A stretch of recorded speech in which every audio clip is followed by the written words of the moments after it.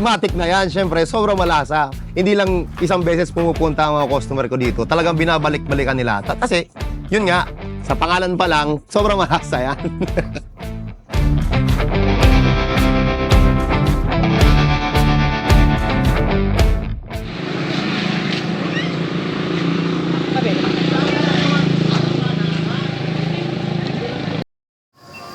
Ako nga pala si UTV. Vlogger ako dito sa Albay. Matik na yan. Ako rin ang owner ng Malasa Pares ni Yoy.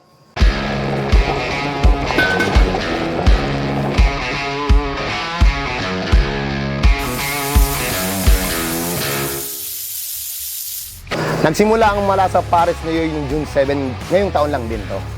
Way back noon, naisipan ko magtayo ng parisan kasi alam niyo naman, trending yung parisan dati dahil kay Diwata, di ba? So nakita nyo naman mga Yoy, from Marikot to very mas malasang parisan na pwesto. Grabe mga Yoy, dati pinagibo pa sana bakanting lote lang, wala adi na sa pangarap ko. Nangarap sana ako mga Yoy, wala adi na. Sobrang malasa na yan mga Yoy, matik na yan. Araw-araw bukas tayo, punta kayo dito, try na po niya.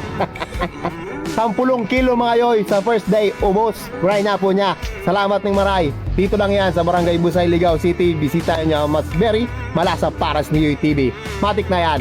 Salamat mga Yoy. Salamat sa suporta. Matik na yan.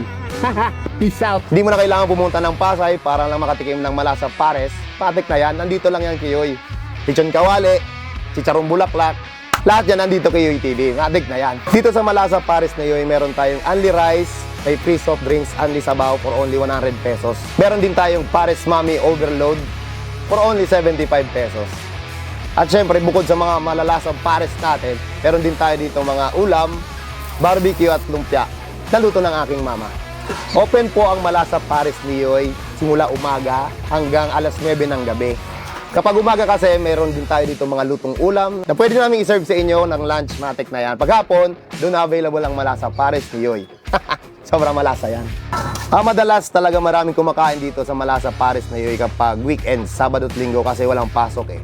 Doon, madaming customer kapag ganong mga araw. Maraming kumakain dito, lalo na kapag hapon na. Alas 5 onwards na yan, madami nang kumakain dito kasi wala nang trabaho eh, uwi na sila. Anong meron dito sa Malasa Pares na Yoy na wala sa iba? Walang special sa Malasa Pares na Yoy. Kasi ang Malasa Pares na Yoy ay pangmasa. Kahit sino, ano ko pa man, welcome na welcome ka dito sa Malasa Pares ni Yoy at affordable yan para sa lahat. Kadalasang kumakain dito yung mga normal na tao lang, siyempre yung mga simpleng tao lang din at karamihan talaga yung mga followers ko kasi pumupunta sila dito para matikman yung Malasa Pares ni Yoy. Siguro, big factor na rin talaga na siyempre, vlogger ako, content creator ako sa social media kaya medyo dinadayo tayo doon. Siguro, ito nga naisip ko, kung hindi ako si UTV, wala akong lakas ng loob magnegosyo kasi sino ba naman ako para dayuhin dito, di ba? Binabalik-balikan talaga ng customer dito bukod sa Malasa Pares ni Yoy ay syempre ako. Joke lang. Matik na yan. Kasi maraming pumupunta dito para magpa-picture sa akin. Well, siguro dahil sa vlogger po ako at meron po tayong negosyong ganito, siguro yun na rin, isang factor na rin yun para balik-balikan dito ang Malasa Pares ni Yoy. Dati doon sa dating pwesto namin, pumunta na doon si Boss Karepa. Alright mga Karepa, nandito tayo ngayon sa Balogo, Albay. At titikman natin ang pares ni paring Yoy TV. Ang malasa pa. So refreshing. At syempre yung mga kagrupo kong vlogger dito sa Ligao, dito sa Albay, si Pading Rans, si Jan Bogsa, si Rene Vlogs, si Bin Brooks, si G, matik na yan, si G Canlapan, si Tara guys. O, diba? Pumupunta sila dito sa Malasa Pares ni Yoy. Karaniwan, 4 hanggang 5 extra rice ang nauubos ng isang customer ko dito. Karaniwang niluluto namin dito ay 10 kilo ng karning baboy, 5 kilong chicharong bulaklak at 7 kilong bigas.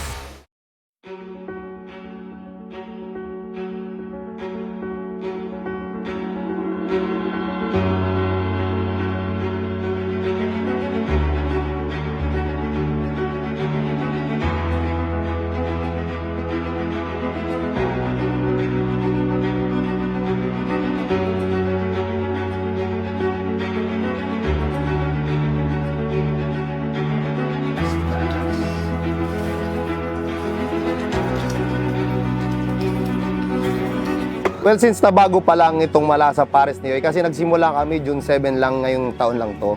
Pero malaking tulong sa akin ang parisan na to in terms of financial kasi yung mga pangangailangan namin sa bahay, napupunan ko pambayad sa tubig, kuryente. At syempre yung mga kasama ko dito, yung mga barkada ko dyan na nasa likod, syempre natutulungan ko sila magkaroon ng trabaho. In 5 years, saan ko na nakikita yung Malasa Pares ni Yoy? Hindi ko pa nga alam kung ano mangyayari bukas. Yung 5 years pa kaya? Ano klase mga tanong nyo yan, ha?